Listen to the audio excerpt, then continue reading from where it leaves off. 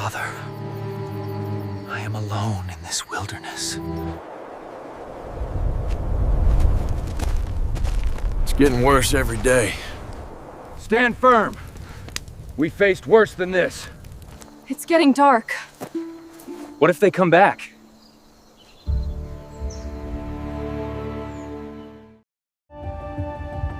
Where is the fine line beyond which civilized man ceases to be the master of nature and becomes its victim?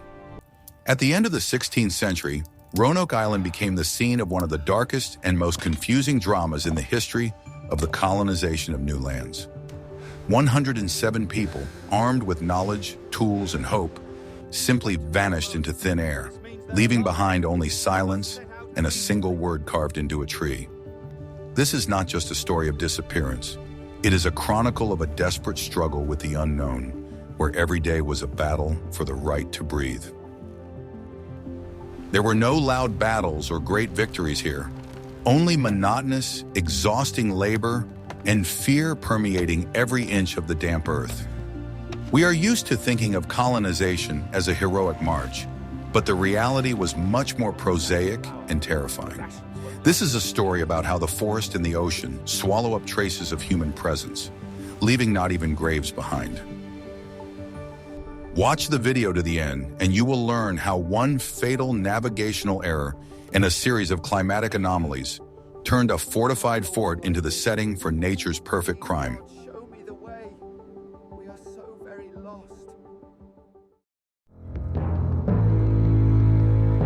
What if I told you that the fate of the expedition was sealed not at the moment of their disappearance, but the second their feet touched the sand? Their arrival on Roanoke Island was not a triumphant entry of victors, but more like an emergency landing in enemy territory. The ships that were supposed to be their bridge to civilization had left, leaving the colonists alone with the wild continent. The first days were filled not with the joy of discovery, but with a frantic attempt to create the illusion of safety. People began to erect fortifications, trying to fence themselves off from the endless forest, which seemed like a living and hostile creature. Every log driven into the ground was an attempt to assert their right to be there. But the land resisted. Sand clogged their tools, humidity ruined their supplies, and unfamiliar insects turned their nights into torture. Construction progressed slowly, exhausting people physically and mentally, causing them to doubt the wisdom of the whole endeavor. The island, which seemed like paradise from the sea, turned out to be a complex ecosystem with limited resources upon closer inspection. Fresh water was scarce, and the sources that were found often turned out to be brackish or polluted. Hunting required skills that not all of the city dwellers who had arrived with the group possessed. Fishing, which seemed like an obvious solution, became dangerous due to unpredictable currents and storms that suddenly swept in from the ocean. The psychological pressure grew with each passing day.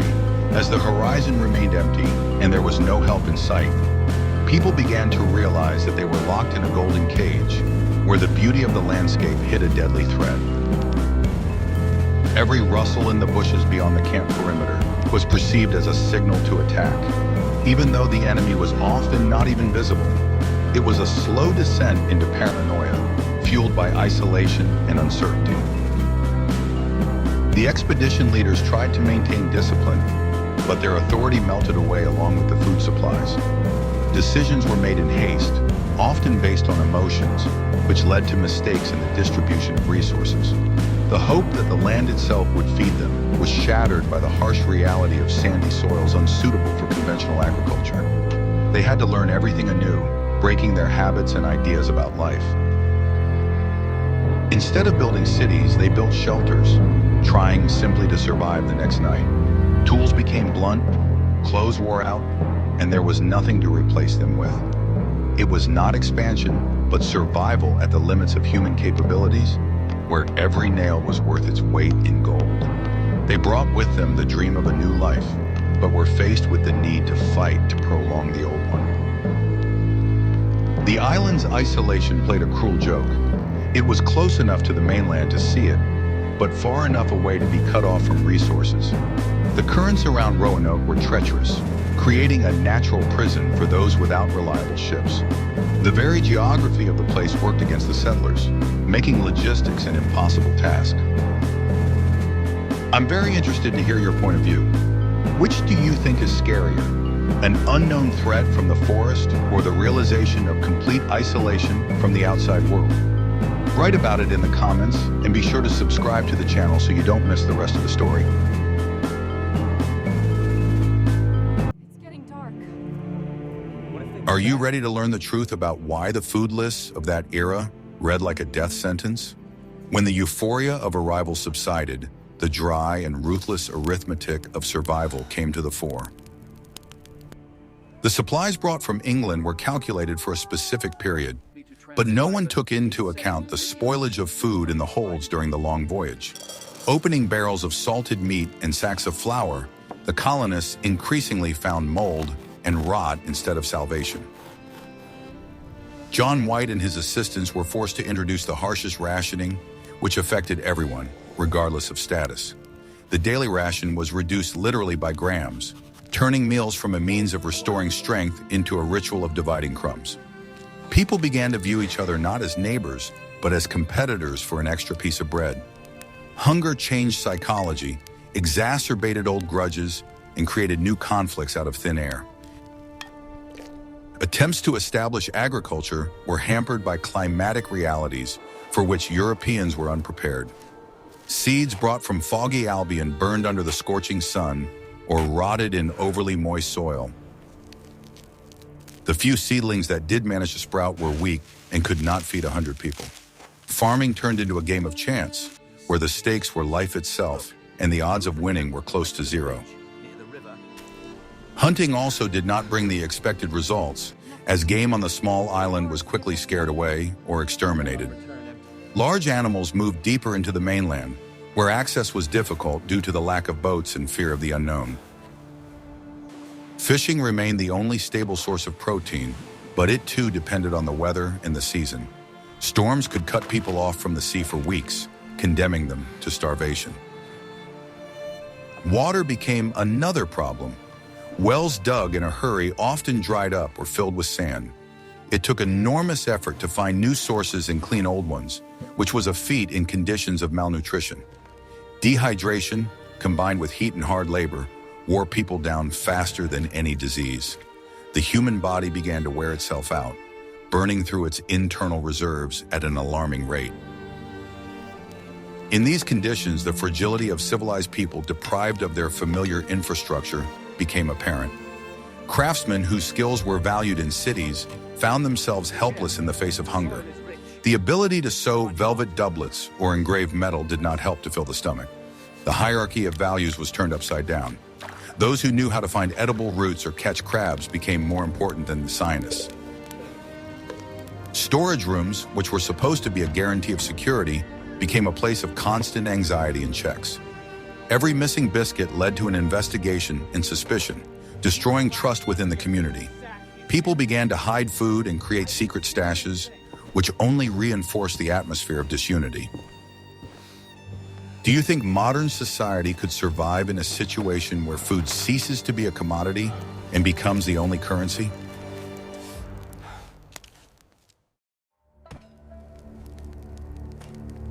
What I am about to show you is banned from history textbooks as too ambiguous. The relationship between the colonists and the local tribes did not fit into the black and white scheme of invader and victim, or savage and enlightener. It was a complex web of half-truths, broken promises, trade alliances, and sudden outbreaks of violence. The Croatoan and Croatoan tribes were not just background characters. They were full-fledged political players in the region. The colonists arrived in a land where a balance of power already existed, and their arrival disrupted it without them even realizing it. They tried to apply European norms of diplomacy, where completely different laws of hospitality and war prevailed. Gifts that the English considered generous could be perceived as an insult, and a gesture of goodwill as a sign of weakness. The language barrier exacerbated the situation, turning negotiations into a pantomime with unpredictable results. Initial contacts were cautious, marked by mutual curiosity and hidden threats.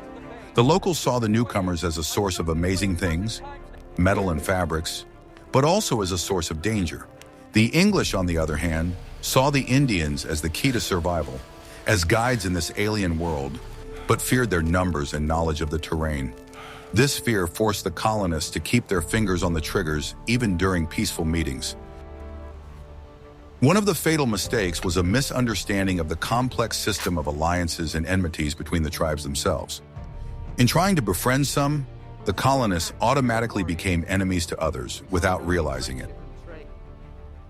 They found themselves drawn into intertribal conflicts they did not understand and became pawns in someone else's game. Local chiefs quickly realized how to use the newcomers with their thundersticks to their advantage. Trade, which was brisk at first, soon began to falter due to the depletion of supplies on both sides. The Indians could not feed 100 people indefinitely without jeopardizing their own winter supplies. The colonists' demands became more and more insistent, turning from requests to veiled threats. This caused natural rejection and a desire to get rid of the freeloaders who gave nothing in return.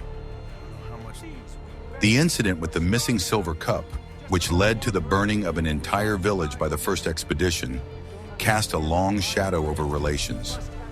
The memory of past aggression by white people was alive, and the new settlers were paying for the actions of their predecessors. Trust was undermined from the very beginning, and it was almost impossible to restore it.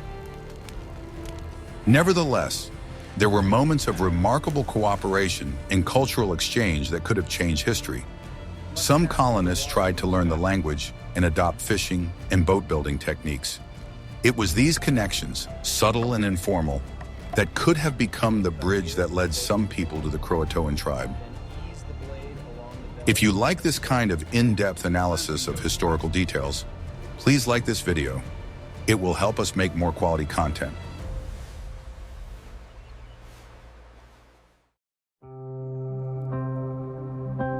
Guess how long it took John White to realize that he had to leave his family behind in order to save them? This decision became one of the most dramatic moments in the entire history of the Roanoke colony, a point of no return. The governor, who was supposed to be a symbol of stability and authority, was forced to become a supplicant and a courier. The colonists, realizing the criticality of their situation, literally forced him to board a ship and sail to England for supplies. White's departure was not an escape, but an act of desperation, a last gamble in a game with death. Standing on the deck of the departing ship, he saw the receding figures on the shore, his daughter, granddaughter, friends, and comrades. He promised to return in a few months before the winter storm set in, not knowing that fate would decide otherwise. Those who remained on shore watched the sails with eyes full of hope and dread of the loneliness to come. The ocean that separated the colony from the mother country became an insurmountable wall that year due to political turmoil. War with Spain was raging in Europe, and every ship was mobilized to defend England from the Spanish Armada. White's pleas for help were drowned out by the roar of cannons and the bureaucratic red tape of wartime. No one wanted to risk ships for a handful of people on the other side of the world when the very existence of the kingdom was at stake. For those left on the island, time flowed very differently, turning into a viscous substance of waiting. Weeks turned into months, months into years, and the horizon remained empty and indifferent. Every morning began with a glance at the sea, and every evening brought bitter disappointment. The feeling of abandonment gnawed at their souls more than hunger gnawed at their bodies. They began to understand that they had become a written-off asset, a forgotten chapter in the book of imperial ambitions. This realization required a complete restructuring of their consciousness. Now they could only count on themselves. Illusions of imminent rescue were crumbling, forcing them to make tough, pragmatic decisions about the future. Inevitable processes of social transformation began within the colony as old leaders lost influence without outside support. New authorities emerged, those who offered real plans of action rather than empty promises. It was perhaps during this period that key decisions about the fate of the settlement were made. In the next chapter, you will learn how nature dealt the colonists a blow from which they could not recover.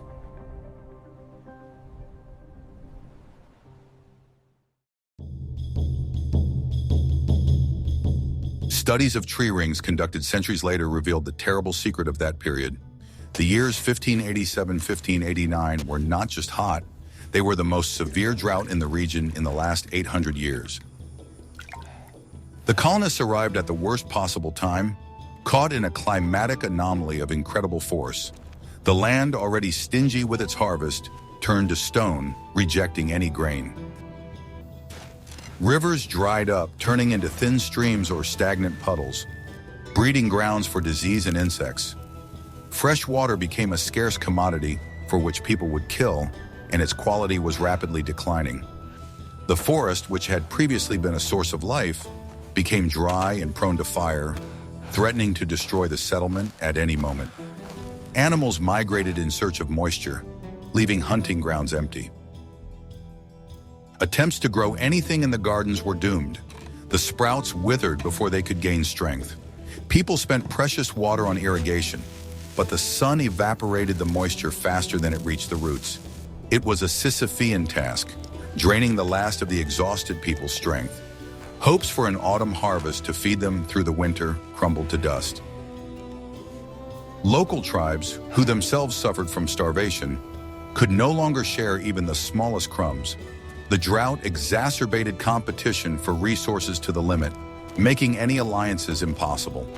The Indians defended their water sources and hunting grounds with redoubled fury. Nature had leveled the playing field, bringing both those who had lived here for centuries and those who had just arrived to the brink of survival. Inside the settlement, the atmosphere heated up along with the air temperature. Heat stroke and dehydration became commonplace, and people were visibly weakening. The lack of vitamins and fresh food led to outbreaks of diseases that their bodies could not fight off. Every day was a struggle against the relentless sun, which rose over the island like an executioner. The trees lost their leaves prematurely, creating a surreal landscape of a dying world. The birds stopped singing, and an ominous silence hung over the island, broken only by the dry crackling of branches. It was a slow suffocation of an entire ecosystem, witnessed and suffered by the settlers. They tried to dig deeper wells, but their tools broke on the hard ground. They tried boiling seawater, but they did not have the technology for effective desalination. Their ingenuity was hampered by the physical limitations of matter and the lack of materials.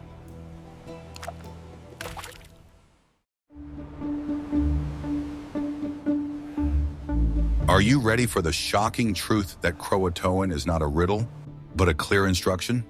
When John White left the colony, a system of signs was developed for emergency evacuation. The agreement was simple and logical, as are all the actions of experienced military personnel and travelers. If the colonists decided to leave voluntarily, they were to carve the name of their destination in a prominent place. If the departure was forced under pressure from attack or disaster, a Maltese cross had to be carved above the name. It was a kind of SOS signal, understandable without words. When White returned and saw the word Croatoan, the first thing he looked for was the cross, and there was no cross. This meant that the departure was planned, organized, and probably calm. People did not flee in panic, leaving their belongings behind and overturning tables. They methodically gathered, packed everything they could carry, and left for their allies. The absence of traces of struggle, bodies, or burned buildings confirmed this theory. The sign was carved into a palisade post at eye level, in clear, deep letters. It was a message left not in haste, but with the intention of being read. The person who held the knife did not tremble with fear. He was following protocol. A second unfinished word, CRO, was found on another tree, which may indicate that they wanted to leave several markers. Croatoan Island, now Hatteras, was located south of Roanoke and was home to a friendly tribe led by Manteo. Manteo was baptized and even visited England. He was a link between two worlds. It is logical to assume that in the face of deadly drought and famine, the colonists decided to join forces with those who knew how to survive. The dismantling of the houses also indicated that their actions were planned. They did not simply leave. They probably tried to take valuable materials with them or hide what they could not carry. This is the behavior of people who are moving, not victims who are fleeing. However, if the message was so clear, why didn't White go after them immediately? A storm, the loss of an anchor, and a mutiny by the crew prevented him from reaching Croatoan. Fate intervened again, turning a clear sign into an eternal mystery. He was so close to solving it, but the elements threw him back into the ocean. The word Croatoan became a symbol of mystery only because no one was able to verify its meaning in the heat of the moment. For the colonists themselves, it was simply an address left on the door for the returning owner. We have moved to the neighbors. That is what it meant in the language of survival. Why do you think, despite such a clear sign, historians have spent centuries searching for complex explanations instead of believing what was written? In the next chapter, we will examine exactly how this unprecedented migration took place. The colonists left for Croatoan, but the complexity of human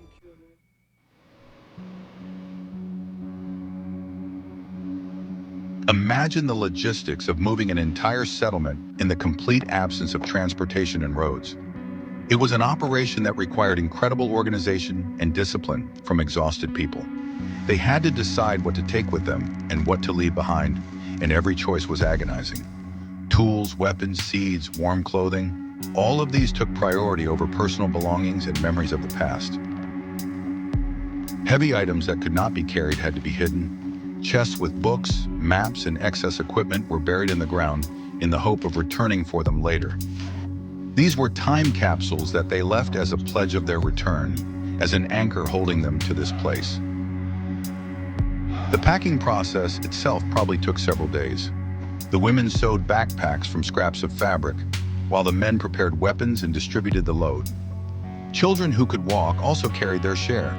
The elderly and sick were helped by building stretchers or simply supporting them under the arms. It was a caravan of shadows moving through the forest toward a ghostly hope. The journey to Croatoan Island, though not far on the map, was in reality an extremely difficult one. They had to cross straits, swamps, and dense thickets. Without boats, which they had critically few or none of, the crossing became a deadly task. Perhaps they used rafts or the help of Native Americans with their canoes. Each step took them further away from the idea of an English colony and closer to a new identity. By taking off their European clothes, which were uncomfortable in the forest, and putting on moccasins, they changed not only outwardly. They accepted the rules of this continent, dissolving into its landscape. The abandoned fort, deprived of life, immediately began to die. Without maintenance, the roofs leaked, the palisade rotted, and nature began to reclaim its space. It was a sad sight, an empty shell of ambition, abandoned by its creators. The silence that reigned after their departure was heavier than the noise of any battle. During the transition, discipline had to be ironclad. Any delay or mistake could cost the entire group their lives. They walked quietly, trying not to attract the attention of hostile tribes, moving as one organism. The leaders who took responsibility for this outcome showed true managerial heroism.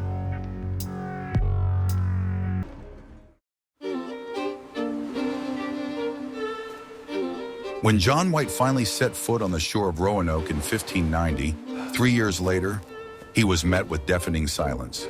There were no shouts of welcome, no smoke from hearths, no barking dogs, only the sound of the wind in the treetops and the lapping of waves on the shore. It was every father and commander's worst nightmare come true. He and his sailors walked toward the fort with their weapons at the ready, expecting an ambush, but there was no enemy. They blew their horns and sang familiar English songs, hoping someone would respond. But the forest swallowed the sounds, returning not even an echo. It was like entering a haunted house where life had stopped suddenly and long ago. The fort was not just empty, it had been dismantled. The houses had been taken apart and the stockade rebuilt, suggesting that the place had not been captured, but deliberately abandoned. This observation gave White a glimmer of hope, but at the same time raised new questions. Where were they? And why hadn't they left more detailed letters? The discovery of the buried chests was a blow to White. They had been dug up and looted, probably by local residents after the colonists had left. White's books, maps, and drawings were scattered on the ground, ruined by rain and sun. It was painful to see his life's work and the memory of civilization trampled in the mud, but it meant that there had been no large-scale battle here. The absence of bodies was the main factor. Not a single bone, not a single skull, not a single fresh or old burial. This contradicted the scenario of a massacre or epidemic. Death always leaves traces, but here there was the sterile cleanliness of disappearance. White saw the word Croatoan and felt relief mixed with anxiety. He knew where to go. He knew what to do. The ships lost their anchors and were forced to head out to sea to avoid crashing into the rocks. White begged the captain to turn back, but he refused to risk the ship and crew for a faint hope. The expedition turned back to England, leaving the colonists one step away from salvation.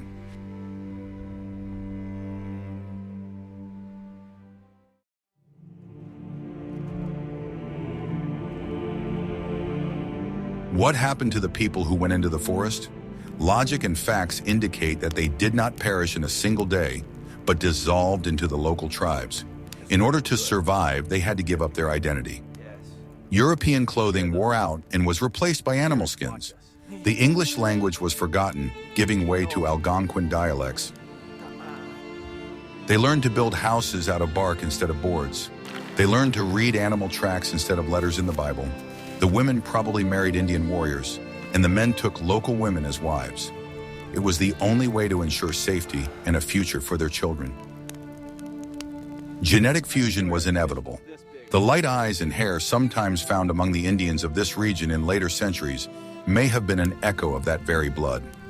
Legends of the Croatoan, later Lambi, tribes speak of ancestors who spoke from books. But what was the price of this assimilation? It meant a complete loss of connection with the past. They ceased to be English, Christians in the usual sense, subjects of the Queen. They became part of another world, accepting its gods and laws.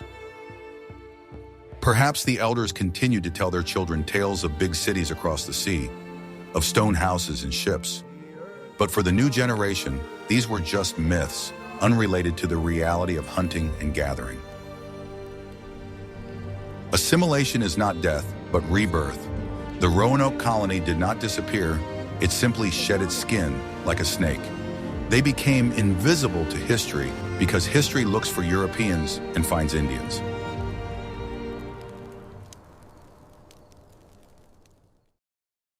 Seeds are useless. Look, if we move the camp to the western ridge, near the The story of Roanoke has left us with more questions than answers, and that is its main appeal. It reminds us that there are more blank spots on the map of history than filled-in areas. It is a lesson in humility before time, which erases civilizations like a wave erases a drawing in the sand. Archaeologists still find small artifacts, a ring with a coat of arms, a piece of slate, shards of pottery. These silent witnesses are the only thing that connects us to those people. Each such object is a tiny window into the past that immediately slams shut. Roanoke has become a cultural myth, a scary story told at night. But behind the mystique lies the real drama of living people faced with an impossible choice. It is a story of love, fear, hunger, and courage. We have learned to conquer space and split the atom, but we cannot find traces of 100 people who disappeared 4 centuries ago. This is the irony of progress. The legacy of Roanoke is a reminder of the fragility of our existence. We build walls, but they crumble. We write books, but they rot. All that remains is life, which finds its way by changing forms and appearances.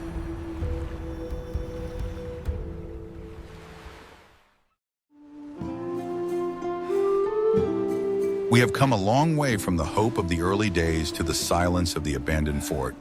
The story of Roanoke is not a detective story with a twist at the end, but a philosophical parable about man's encounter with eternity. They defeated the storm by crossing the ocean, but lost to time and distance. Their choice to disappear into the unknown was an act of supreme courage. Do you think you could make such a decision? To give up your past forever to give the future a chance? Write in the comments what other historical mysteries haunt you, and we will definitely explore them in future episodes. Don't forget to subscribe to the channel, because history is full of secrets waiting to be told.